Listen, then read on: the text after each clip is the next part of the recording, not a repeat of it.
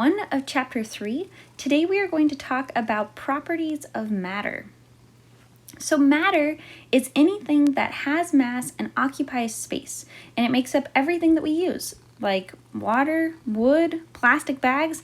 Everything is made up of matter, and we can classify matter according to its composition. So matter has two different, kind of broad categories. We have pure substances and we have mixtures.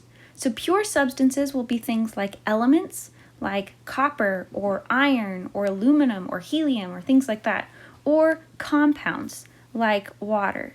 And when we talk about compounds, because this is under pure substances, it needs to be pure water, not like tap water. Tap water has a bunch of, dissolved ions in it, but pure water. And then mixtures, most things are mixtures, and we have two different types of mixtures. We have homogeneous mixtures or homogeneous mixtures like brass, which is a mixture of copper and zinc, or a heterogeneous mixture. So if you'll look, this has pennies in a glass of water. That's a mixture because the water and the pennies are mixed together, and that is a heterogeneous mixture. So the difference between a homogeneous mixture or homogeneous mixture and a heterogeneous mixture is that in a homogeneous mixture, it looks the same throughout. Another example of this would be salt water, right? We can't see the individual salt pieces dissolved in the water. It just looks like water, but it's a mixture. So a mixture that looks the same throughout is a homogeneous mixture, and a mixture that you can see the pieces would be a heterogeneous mixture. Another example of this is sand, right? Like this different sand pieces, that is a heterogeneous mixture. You could also think about like if you were making, like spaghetti. Spaghetti would be a heterogeneous mixture because you can see, spaghetti sauce and the pasta and the meatballs. So that would be a heterogeneous mixture. So homogeneous or homogeneous, you can't see the individual pieces, but a heterogeneous mixture you can. So we're going to go through these. A pure substance is classified as a type of matter with a fixed or definite composition. And so remember, we had two different categories of pure substances. We have an element, and so that would be just composed of one type of atom, like a sheet of aluminum, or maybe you got some helium to fill up a balloon. And a compound is composed of two or more elements that are chemically combined in the same proportion, which means like pure water, right? That's two elements and they are chemically combined and they are always going to show up in the same ratio. It's always going to be two hydrogens bonded to one oxygen. Elements, pure substances. So here's some example. We have like copper wire, lead pipes. We have aluminum, right, from this aluminum can, or oxygen that you breathe. So for example, this can of aluminum consists of lots of different atoms of aluminum, right? But it's still just aluminum. And then oxygen, you'll notice this oxygen has a 2 after it. That's because it's a diatomic element, and we'll learn more about that later. But again, it's made up of just oxygen. So when you have, when you breathe in O2, that's just oxygen. So that's an example of an element. So it doesn't just have to be a single one like copper, lead, or aluminum. It can also be a diatomic element like oxygen, as long as there's not some other element also bonded to the oxygen. And then here's more examples of compounds like table salt, right? Sodium chloride, or sugar, or water, right? But it's always going to be these same elements that are bonded in the same ratio. You can't have, you can't do like H2O2, right, and add on another oxygen because that is hydrogen peroxide. Okay, so water is always going to have H2O. Table salt is a pure compound. It's always going to contain the elements of sodium and chlorine. You can actually go through this process to decompose salt if you really wanted to, and you could separate it into sodium and chlorine. And sodium metal, this is an alkali metal. It's a nice soft silvery metal that explodes when you put it in water. That's what sodium looks like. And chlorine is this poisonous green gas. It's really toxic. But you can do this whole process, right, to break down sodium and chlorine into its, chemical components. That's what's different between a compound and an element. Compounds can be broken down into their elements, but elements can't be broken down any further. That's as far as they can go. So like the sodium metal and the chlorine gas, we can't break those into even smaller components. So a mixture is a type of matter that consists of two or more substances that are mixed together, but they are not chemically combined. So like here, we have, some water and, noodles. So you could separate the water and the noodles back out because they have not been chemically combined.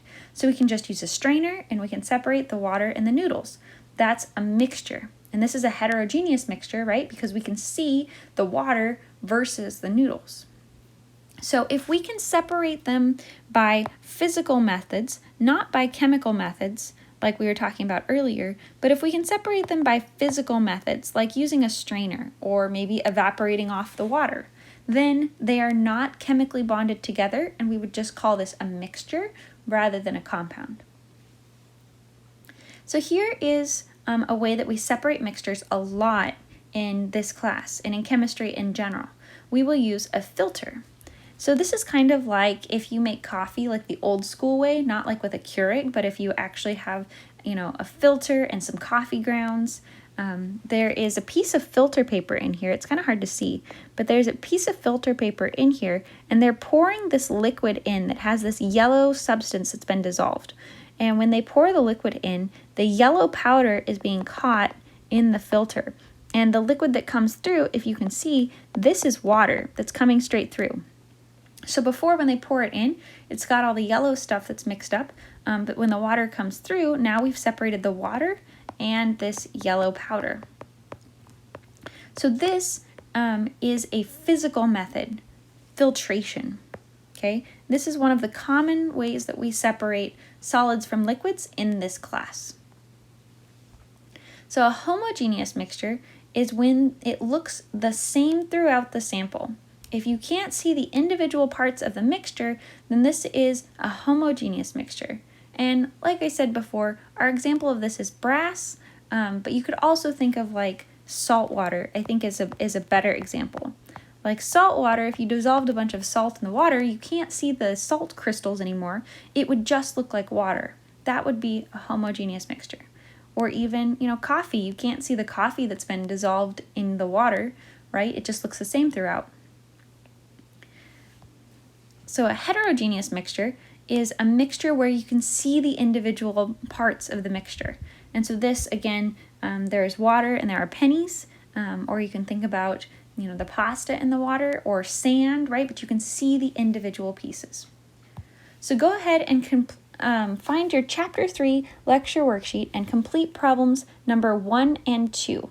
This will look at pure substances versus mixtures and heterogeneous versus homogeneous mixtures.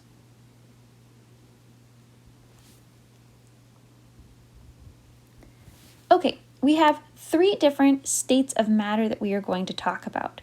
Solid, liquid, or gas. And everything on Earth exists as a solid, a liquid, or a gas. Solids have a definite shape and definite volume. And so our example here is this rock, this amethyst, right? It's always going to have that shape no matter if I, put it in water or if I set it on the counter, right? It doesn't change its shape and it doesn't change its volume. And this is because in a solid, particles are being held together by really strong attractive forces. And we'll talk about what those attractive forces are later in the course. They're arranged in a really rigid manner, and they can only move by vibrating really slowly in fixed positions. Okay, all atoms are always moving unless we get down to that temperature like we talked about before of 0 Kelvin. If we get down to 0 Kelvin, then everything will stop moving, right? That is absolute zero. It's the theoretical lowest temperature you could ever reach, and that would be when all motion of all particles stops. But if we're not at 0 Kelvin, say we're at room temperature, the solid particles are vibrating ever so slowly in fixed positions. So liquids have more energy than solids do, and so they will move kind of slowly in a random motion, right? Even if it doesn't look like they're moving, like solids don't look like they're moving, but they are. Liquids, same thing. They don't look like they're moving, but they are. And they're just moving slowly, kind of in random directions, but they're still really close together. So they have what's called a definite volume, but not a definite shape, right? If we pour a liquid into a different container, it takes the shape of whatever container we pour it into. So that's why we say it doesn't have a definite volume. But no matter which container we pour it into, it's always going to have the same volume, right? It's going to take a different shape, but it will have the same volume. So we can measure liquids in things like graduated cylinders. And then gases do not have a definite volume and they do not have a definite shape. They have particles that are really far apart, they're moving really, really fast, and they're not very attracted to each other. They're all just kind of doing their own thing. Gases will take on the shape of whatever container you put them in. So like here, if you put them in a balloon, they will be shaped like the balloon. But if you put them in maybe like a CO2 cylinder to go paintballing, they will be the shape of that CO2 cylinder, right? They will take on whatever shape of the container you put them in.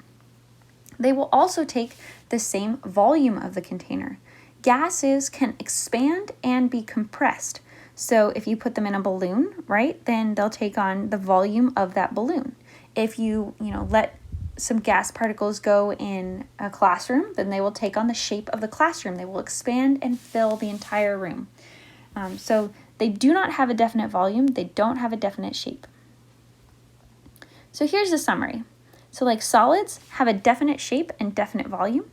Liquids do not have a definite shape, but they do have a definite volume. Gases don't have either one. They don't have a definite shape and they don't have a definite volume. And this also has other information about the arrangement of the particles, how they interact and how they move, and then examples down across the bottom. Our next topic is physical and chemical changes. This is important for the lab that is coming up. So physical changes occur when matter undergoes a change of state, but its composition remains the same. So for example, if you think about water, water can be as ice, right? We can have frozen water, we can have liquid water, or we can have steam, which is gaseous water. But in all of these, water is always H2O. Its state of matter is the only thing that's changing. So whether it's a solid or a liquid or a gas, it's still H2O. It's just in a different state of matter. Okay, so what I want you to remember here is that phase changes are physical changes. And the reason I'm pointing this out is because most people will think, when water evaporates, that it's changing into something else, but it's not, right? It's still water, it's still H2O, it's just in a different state of matter. Another type of physical change would be changing the shape of something. Like if I have a piece of paper and I tear that piece of paper in half, that is a physical change because it's still paper, it's just now in two pieces, right? Or another example of a physical change would be like making chocolate milk. So if I take my chocolate syrup and I pour it into my milk and I stir it up, that is a physical change. I've dissolved my chocolate into my milk, but it's still chocolate milk. I didn't dissolve my chocolate into my milk and make Gatorade, right? I just put my chocolate in the milk and it made chocolate milk. So physical changes is when we're changing the physical state of something, but we're not changing what it is, okay? Here's our example. If we have salt that's been dissolved in water, right? And so we can't see the salt crystals anymore, but we dissolved salt in water and we made salt water. We didn't dissolve salt in water and make, Kool-Aid, right? We dissolved salt in water and we made salt water. And we could actually get our salt back. If we evaporate off the water, then we can get our salt back. And we could collect the water, right, through the steam, and we could have water and salt separated back out again. And that's actually what's happening here in this picture, is that they're collecting salt by evaporating off the water from salt water, which is really cool. And that's actually how we get salt. So those are physical changes. We also have chemical changes when we take the original substance and we are converting it into something else. And this something else will have different physical and chemical properties. So our example here is that if you have a nail, right, an iron nail, and it corrodes outside, if you leave it outside and there's water, right, it will rust. And so it forms a new compound that's this red-orange powder, which we call iron 3 oxide or rust, right? And that's something totally new. That is not iron anymore. It's not water anymore. Now it's iron 3 oxide. It's rust. It has totally different physical and chemical properties. It's changed color. It's something totally new. So we have these 7 characteristics of a chemical change that will tell us when we've made something new. And this is a way to help us out in lab when we're trying to figure out, is this a physical change or is this a chemical change? And so you're going to look for one of these 7 characteristics to help you out. If you see one of these 7 things, then it's a chemical change. If you don't see one of these 7 things, then it's probably a physical change. So the first one is change in color. And I want to put that this is an unexpected change in color. So this would be like if you react something together and, it was blue and it turns green, like in the case of copper. That would be a change in color. And by this change in color, I don't mean like with our chocolate milk example, like the milk started off white and I mixed in the chocolate, right? And then it turned brown. Well, you expected it to turn brown, right? Chocolate is brown, so if you put brown stuff into your white milk, of course the milk turned brown. This would be like if you put your brown chocolate into your white milk and it turned, green, right? That would be weird. That would be an unexpected change in color. You'd be like, wow, that's not milk or that's not chocolate or what happened there, right? That would be a chemical change. So this is an unexpected change in color. Same thing with the change in smell. You're looking for an unexpected change in smell. And my example here would be like if you cook a hamburger, right? Before you cook the hamburger, the meat smells, like raw meat. But if you cook it, right, it smells differently. This is a change in odor. We have chemically changed the composition of the meat. Before, it's not really safe to eat, and after, it is, because we are changing the proteins that are in the meat. So this is a change in odor that tells you that it's undergone a chemical change. It will also change color, right? Meat turns, instead of being red, now it's brown. Light production is another characteristic of a chemical change, and that is, you can see that here. When something is on fire, right, it is producing light. And that is one of our indications that it's undergoing a chemical change. Burning is a chemical change. You're changing it from wood into ashes or whatever the case may be. Gas production is another characteristic of a chemical change, and the way that you'll typically recognize this is by bubbles. And this one, I want you to be careful because if you boil water, you will see bubbles. But I just told you in the last slide that phase changes are physical changes, right? It's going from liquid water to gaseous water. So that is not the bubbles that we are looking for. The bubbles that I'm talking about is if you pour together like 2 liquids at room temperature and you see bubbles. You didn't heat it or anything, right? You just pour together 2 things and now you see bubbles. That's what we're looking for. That would be gas production. If you see bubbles because you heated something up, that's boiling. Different. That's going to be a phase change. Okay, our next characteristic of a chemical change is when heat is released. It's exothermic. So like if you pour together 2 liquids and your solution gets hot, right? That means your solution is releasing heat. Heat is exiting the system.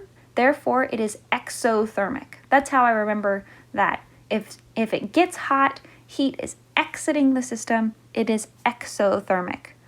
And if heat is being absorbed, so the opposite, if you pour together 2 liquids and your solution gets cold, which is a little more unusual. We often see solutions getting hot, but it's more unusual to see it getting cold.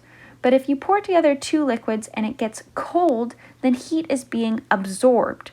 And that, I think of that as, okay, my solution is taking in heat, therefore it is endothermic. And then our last one is the formation of a precipitate, which is one that we actually use the most in chemistry, or at least as much as exo and endothermic. But the formation of a precipitate is when you pour together 2 clear liquids and a solid forms.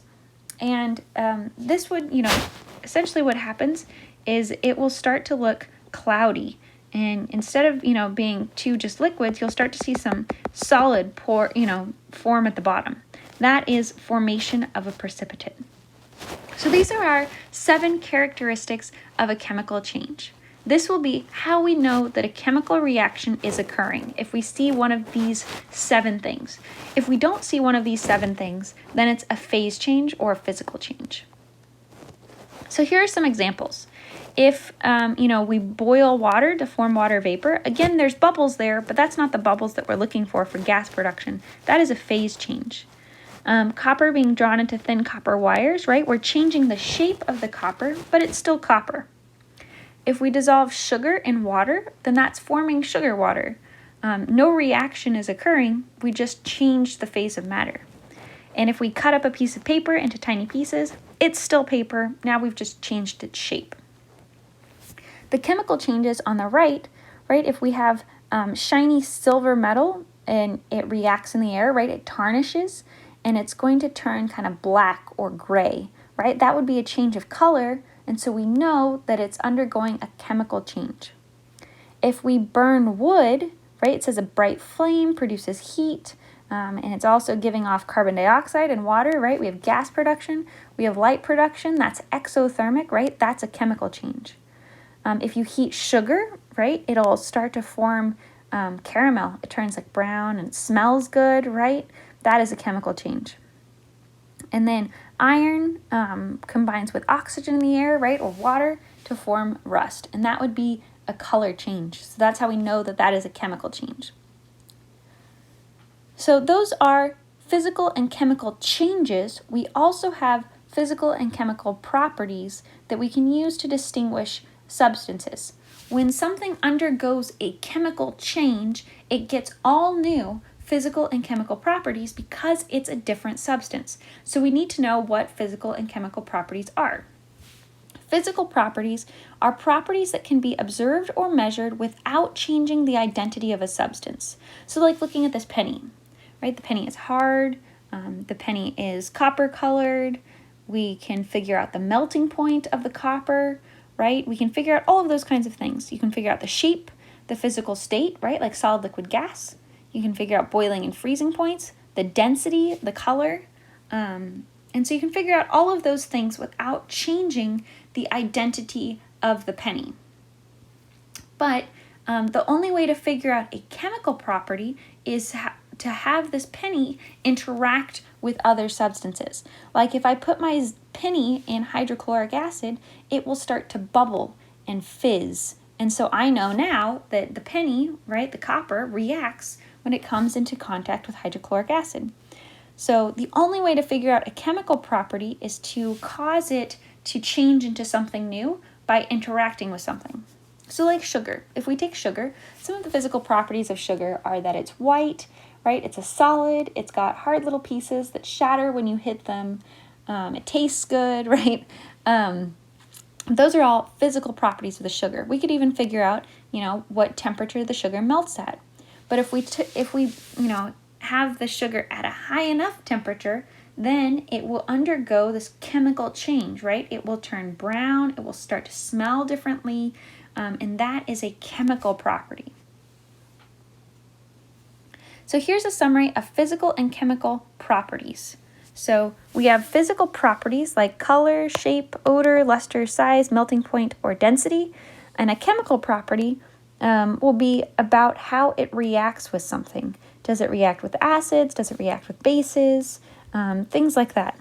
Physical and chemical changes are different, right? So let's draw a line here. People often get these mixed up.